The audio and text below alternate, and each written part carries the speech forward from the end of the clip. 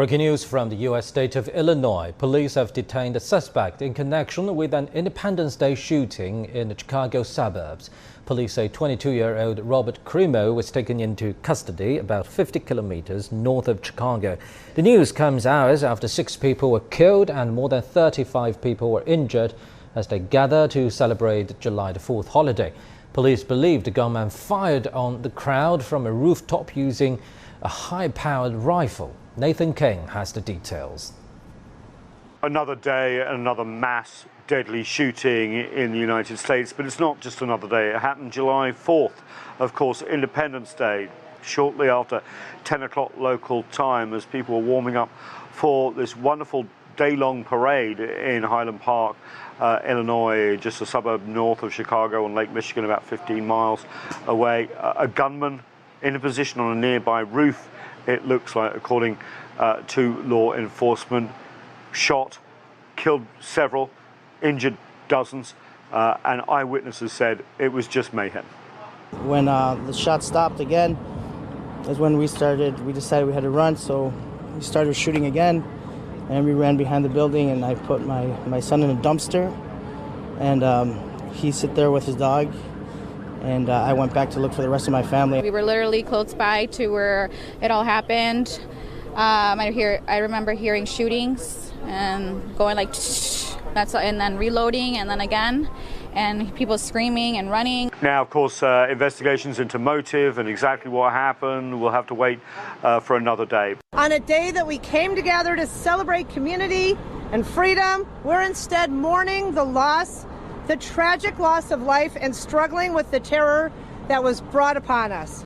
A little while ago, I spoke with President Biden, who pledged all support the White House can provide. The president agrees with me. This madness must stop.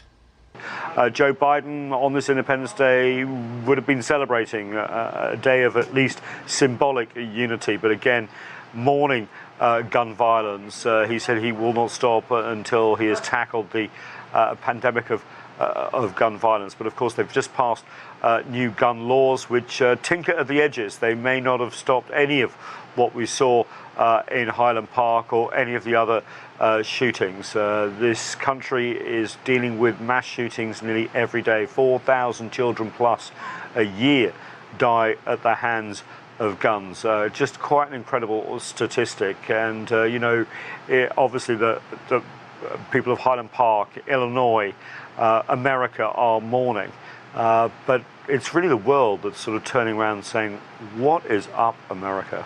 This just seems to be getting worse and worse and worse. Nathan King, CGTN, Washington. Still in the U.S., but we turn to the state of Ohio. The city of Akron declared a state of emergency, imposing a curfew and cancelling Independence Day fireworks on Monday. It came after protest over the police killing of an unarmed black man grew unruly on Sunday night. Local media are saying that police officers in riot gear fired about a dozen canisters of tear gas to scatter protesters.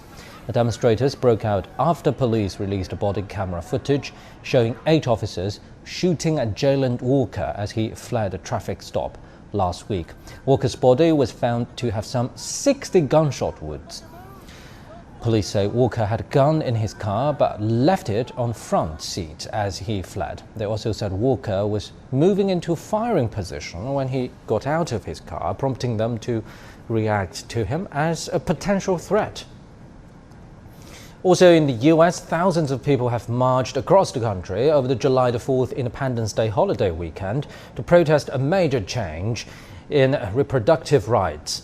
Last month, the Supreme Court overturned 1973 Roe v. Wade ruling that had made abortion legal nationwide for nearly 5 decades. Activists are now calling to cancel the 4th of July, saying the Supreme Court's decision betrays the spirit of independence. Some 13 states had trigger laws in place to immediately ban abortion upon the reversal of Roe v. Wade.